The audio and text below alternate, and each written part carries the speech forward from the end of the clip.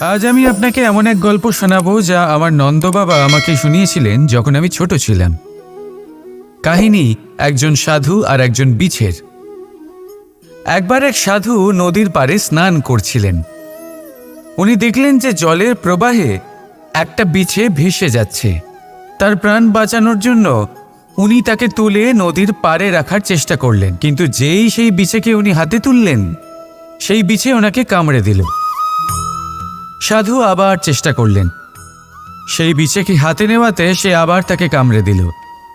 আরও একবার চেষ্টা করাতে ওনার শিষ্য ওনাকে জিজ্ঞেস করল, এ আপনি কি করছেন গুরুদেব? এসব কি হচ্ছে?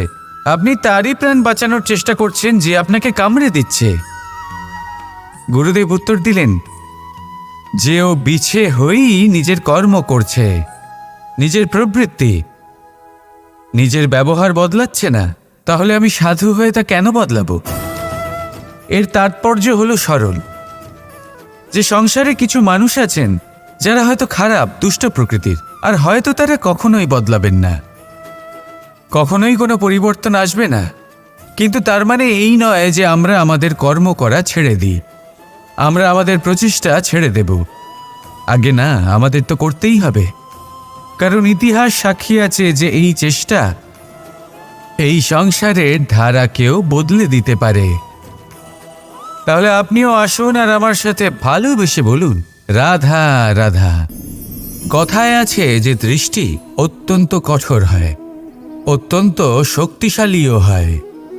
কথায় আছে যে কারোর উপর যদি কুদৃষ্টি পড়ে তাহলে তার বিনাশ কেউ আটকাতে পারে না।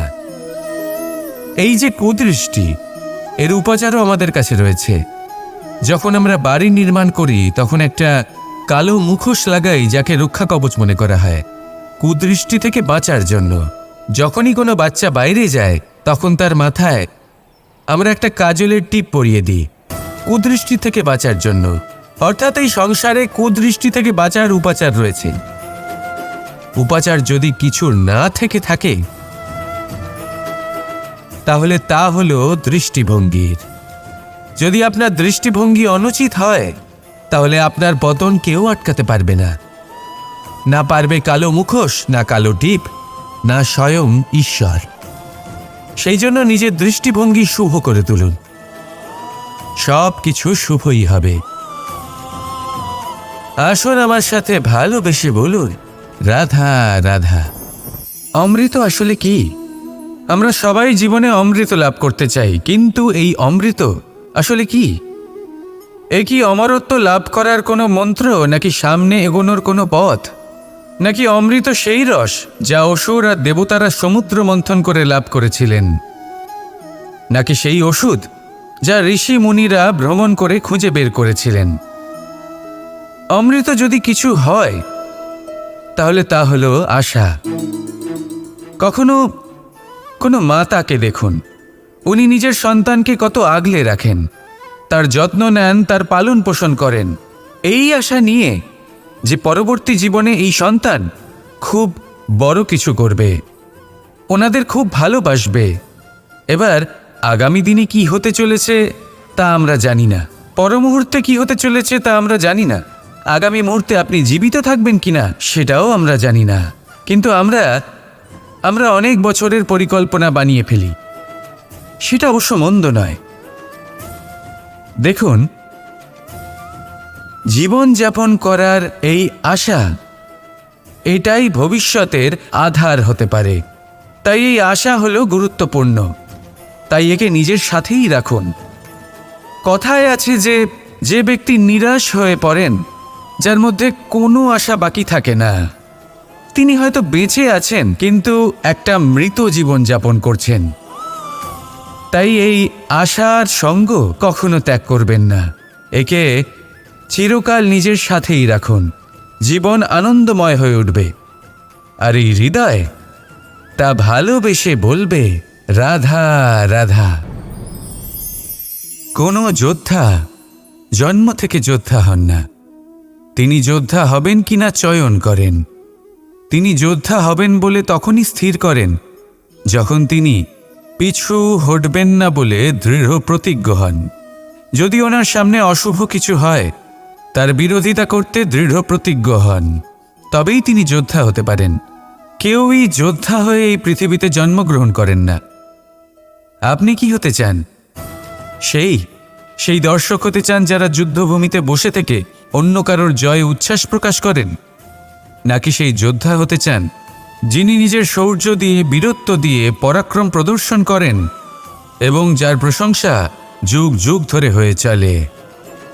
সিদ্ধান্ত আপনারই। আসুন আর আমার সাথে ভালোবেসে বলুন, রাধা রাধা। মানুষ আর ধন, এই দুইয়ের মধ্যে সম্পর্ক খুব ঘনিষ্ঠ। ধন হলো সেই শক্তি যার ব্যবহার মানুষ করে থাকে সাংসারিক বস্তু ক্রয় করার জন্য, নিজের জীবন যাপন করার জন্য। আর মানুষ হলো সেই শক্তি যারা ধনকে গুরুত্বপূর্ণ করে তোলেন। এবার একটা কথা বলি, ব্যবহার করা উচিত ধনকে আর ভালোবাসা উচিত মানুষকে। এটা বেশিরভাগ মানুষই বোঝেন না। মানুষ এখানেই সব থেকে বড় ভুল করে বসেন। তারা ভালোবাসেন ধনকে আর ব্যবহার করেন মানুষকে। এ হলো অনুচিত। দেখুন, আপনি একটা সূচের দ্বারা যুদ্ধ করতে পারবেন না, আর কোনো তলোয়ার দ্বারা বস্ত্র সেলাই করতে পারবেন না, তাই না? কোনটা কিসের জন্য হয় সেটা বোঝা অত্যন্ত জরুরি। আপনিও সঠিক দিকে অগ্রসর হন। মানুষকে ভালোবাসুন আর ধনকে ব্যবহার করুন। যদি আপনি মানুষকে ব্যবহার করেন, তাহলে আপনি ভালোবেসে ফেলবেন ধনকে। আর এই ভালোবাসা ধীরে ধীরে পরিণত হবে লোভে, আর ধীরে ধীরে এটা আপনাকে বিনাশ করে দেবে। তাহলে সমস্ত মানুষকে ভালোবাসুন আর এইভাবে ভালোবেসে বলুন, রাধা রাধা। দৃষ্টি আর দৃষ্টিভঙ্গি, এই সমগ্র লীলা হলো এই দুইয়ের। বিচিত্র হতে পারে, কিন্তু এটাই সত্যি। এবার আপনাকে একটা উদাহরণ দিয়ে বোঝাই। অনেক সময় আপনি কোনো ব্যক্তিকে এটা বলতে শুনবেন যে আমি আমার নিজের উপরে গর্ব করি, আমি নিজেকে নিয়ে গর্ব করি, আমি খুব ভালোভাবে আমার মা বাবার সেবা করি, ওনাদের আমি সবসময় সুখী রাখি, ওনাদের আমি একটা বাড়ি দিয়েছি, সকল সুখ সুবিধা দিয়েছি, ওনাদের জীবনে প্রত্যেক জিনিস দিয়েছি আর দেব যা তাদের প্রয়োজন। এবার আমাকে বলুন যে আপনি কে হন? আপনি হলেন সেই বীজ যা আপনার মাতা পিতা রোপণ করেছেন। আপনার মা বাবাই আপনাকে এই সংসারে জন্ম দিয়েছেন। এবার এইসব কথার কি তাৎপর্য? এই হলো সেই ব্যক্তির দৃষ্টিভঙ্গি। এবার দেখা যাক এই প্রকৃতি আমাদের কি শেখায়। কখনো কোনো গাছকে দেখবেন, যখন সেই গাছে ফল আসে, সে মালিকে এটা বলে না যে দেখো আমি তোমাকে ফল খেতে দিচ্ছি। সেই বৃক্ষ এটা বলে না যে দেখো আমি তোমায় আহার করতে দিচ্ছি, কারণ ও জানে যে এটা হলো সেই মালির পরিশ্রম, এটা হলো তারই কর্মের ফল আর এটা তারই পাওয়া উচিত। সে বলে যে তোমার জিনিস তোমাকেই অর্পণ করলাম, এ আমার জিনিস নয়। ও জানে সেই মালির গুরুত্ব আসলে কি। এটা হলো তার দৃষ্টিভঙ্গি। সেই জন্য আপনি জীবনে কোন ব্যক্তির মধ্যে, কোন পশু পাখির মধ্যে, কোন প্রাণীর মধ্যে, কোন পরিস্থিতিতে, কোন আবেগের মুহূর্তে কি দেখতে পাচ্ছেন, সেটা আপনার দৃষ্টিভঙ্গির ওপরে নির্ভর করছে। তাই নিজের মনে ধন্যাত্মক ভাব জাগ্রত করুন, শুভ চিন্তা নিয়ে আসুন। এই ভাবনাই সত্য হয়ে সামনে আসবে। এই দৃষ্টিভঙ্গি এমন হয়ে যাবে যে আপনার জীবনে সবকিছুই শুভ হবে। তাহলে আসুন আর আমার সাথে ভালোবেসে বলুন, রাধা রাধা। অনেক সময় যখন আমরা কর্ম করি, সাফল্য লাভ করি, কঠিন পরীক্ষায় উত্তীর্ণ হই, বড় কাজ করি, আমাদের মনে হয় এই সংসার আমাদের একটু প্রশংসা করুক, ভালো লাগে। অনেকবার মনে হয় এটা হলো আমাদের কর্মের ফলই বটে, আমরা আনন্দ পাই। কিন্তু যখন আমরা এই প্রশংসা পাই না, তখন কি হয়? আমরা দুঃখী হয়ে যাই, ভেঙে পড়ি। মনে হয় যেন আমার জন্য কেউ চিন্তাই করে না, এমন মনে হয় যেন আমাদের আনন্দে অন্য কেউ আনন্দই পায় না। অনেক রকম ভাবনা আসে। কিন্তু আমি আপনাকে একটা প্রশ্ন করতে চাই, আপনি যে কাজই করেন না কেন, যে কর্মই করেন না কেন, তা কি শুধুমাত্র প্রশংসার জন্য করেন? যদি এরকম হয়ে থাকে তাহলে সেই ভাবনা এক্ষুনি ত্যাগ করুন, কারণ এই প্রকৃতি আমাদের অন্য শিক্ষা দেয়।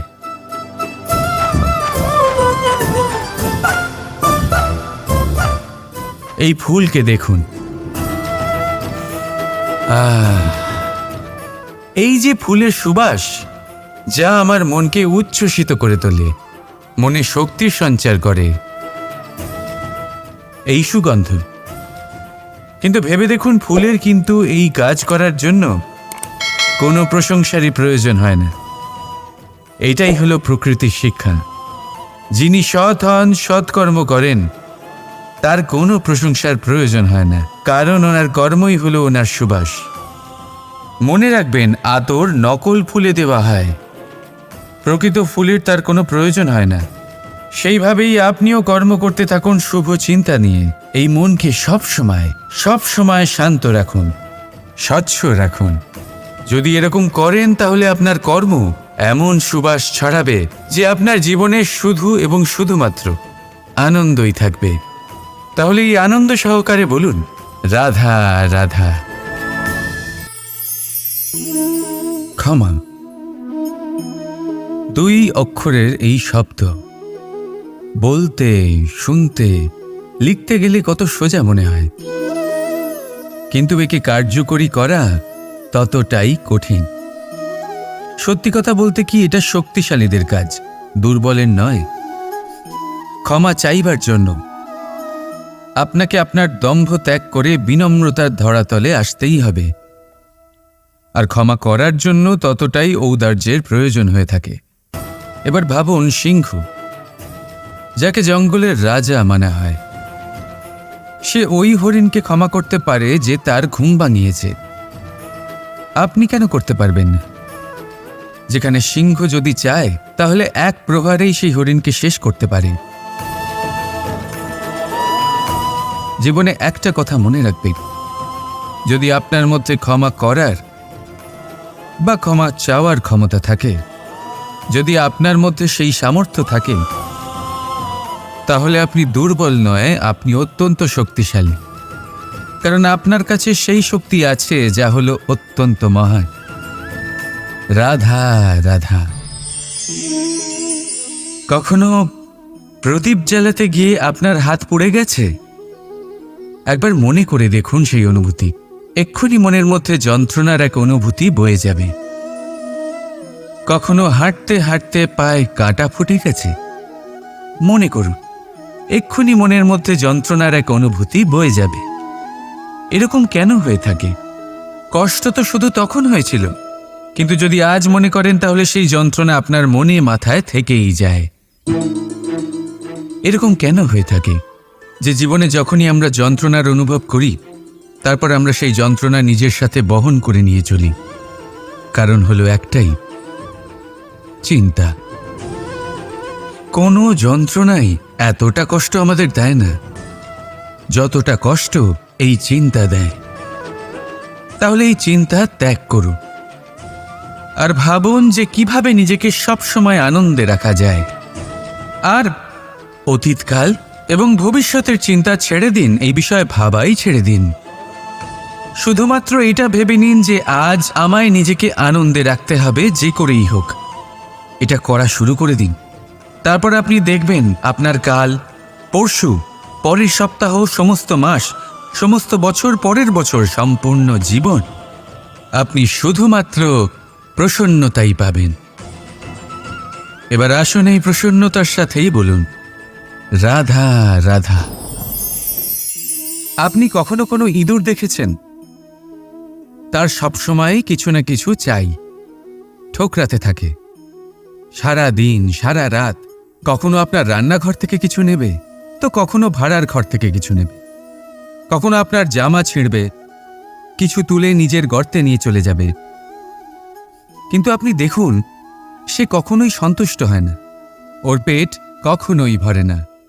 ঠিক তারই বিপরীত হল নদী।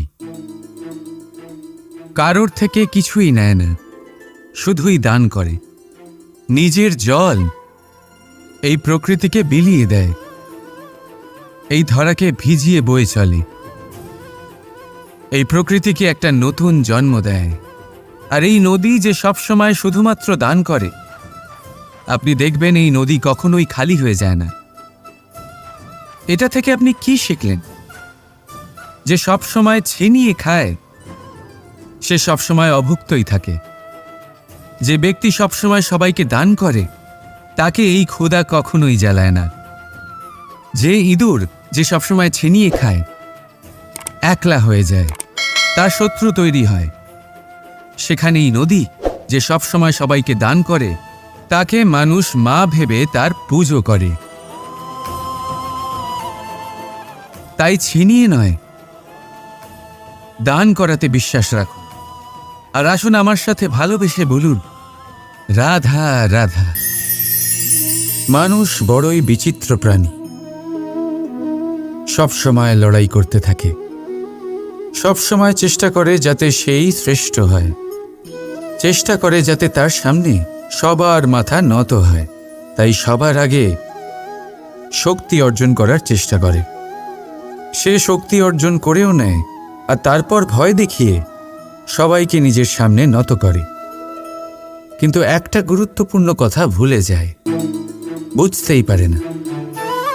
দেখুন, আমি আপনাকে একটা উদাহরণ দিই।